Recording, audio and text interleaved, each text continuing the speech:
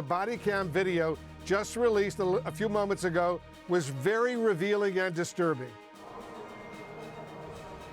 Yeah, well, police leadership said it's easy to tell an officer to run toward gunfire. It's harder to actually do it. And that's what we saw unfold on this body camera video. It's from the perspective of two of the responding officers, one of whom is still recovering in the hospital in critical condition after being shot. And this video picks up after police actually arrive, or as they arrive, but after those inside had already been shot, some of them killed. A warning to our viewers, some of what you're about to see may be considered graphic. Stop right there. Stop. Open the trunk. New body camera video shown for the first time tonight, detailing the moments police encountered the gunman at Old National Bank in Louisville. He's shooting straight through these windows, right? Police arrived just minutes after the first 911 call went out, almost immediately engaging in a gunfight and eventually killing the shooter. Yeah. Suspect down! Get the officer!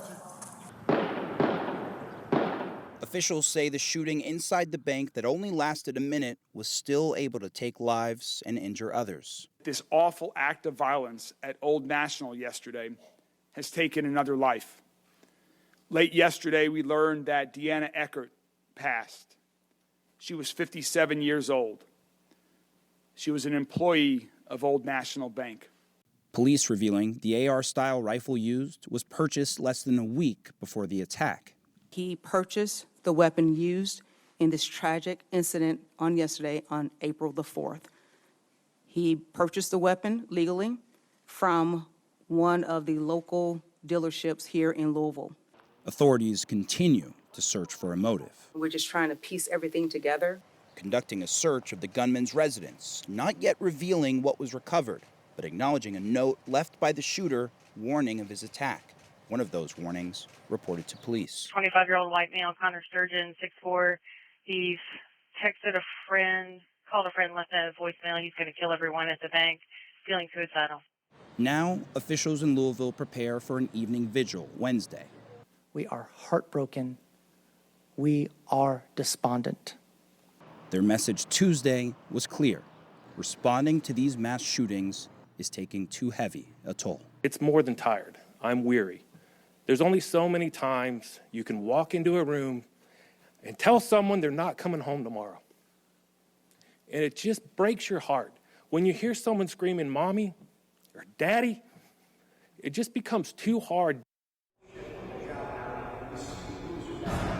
And as of now, we still do have at least 3 people still recovering in the hospital, 1 remaining in critical condition. In regards to the video, one of the difficult things that the deputy police chief described was that the angle that the officers were seeing, because it was dark inside and light outside, they actually could not see inside that lobby.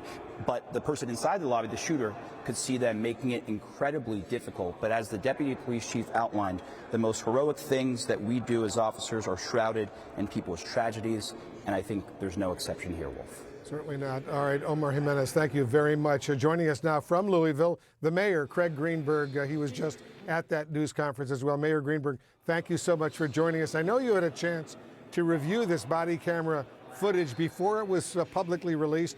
What stands out to you as you watch this very disturbing video? 2 things stand out, Wolf. First of all, the bravery and the heroic nature of Officers Wilt and Galloway to run to the scene knowing that there was a gunman, not knowing what was behind the glass, as you just heard, not being able to see above them or through the glass. And they continued even after Officer Wilt was shot.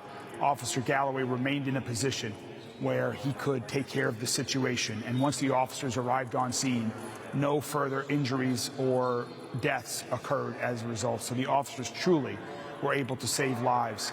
And so I'm very thankful for that. And secondly, just a heartbreaking tragedy to see that, to see some of the other footage of victims that have been impacted with injuries or worse. 5 of our neighbors who have been killed by this horrific act of gun violence. Yeah, it's really heartbreaking. We see in this new video, Mayor, the moment that police officer Nick Wilt arrived on the scene, the situation as he was shot by the gunman.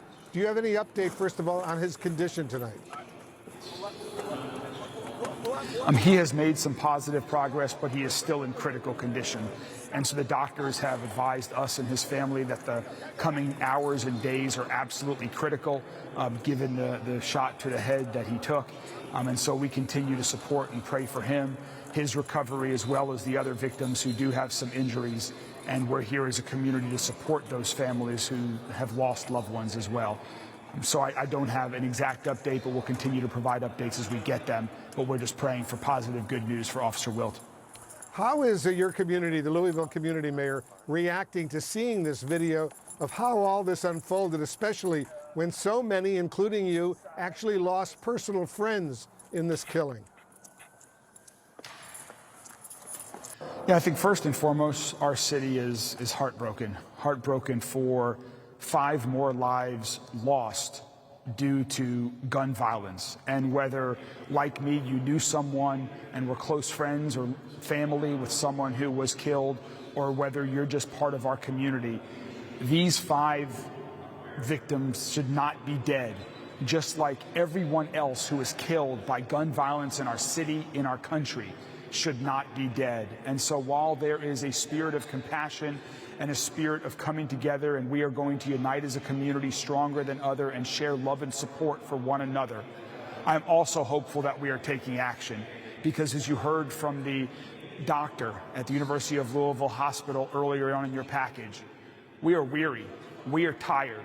We have had enough gun violence in Louisville. We have had enough gun violence in our country, and it is time to take action.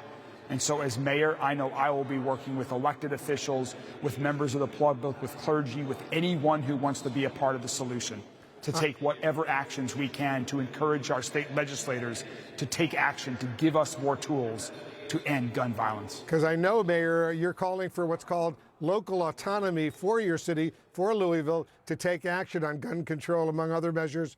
What are the chances Kentucky state lawmakers will actually heed your call?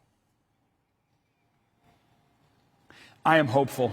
I'm hopeful that with all of the tragedies we have had across the country and right here now again in our backyard, that people on all sides of the aisle are willing to talk and willing to take action.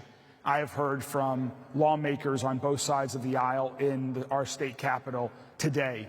I've had conversations with several of them, preliminary conversation, and we are going to be meeting in the coming days to talk about what we can do together.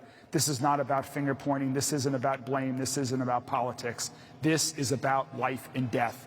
And so right now, I am optimistic and hopeful that we can come together to make progress. Mayor Craig Greenberg, thanks very much for joining us.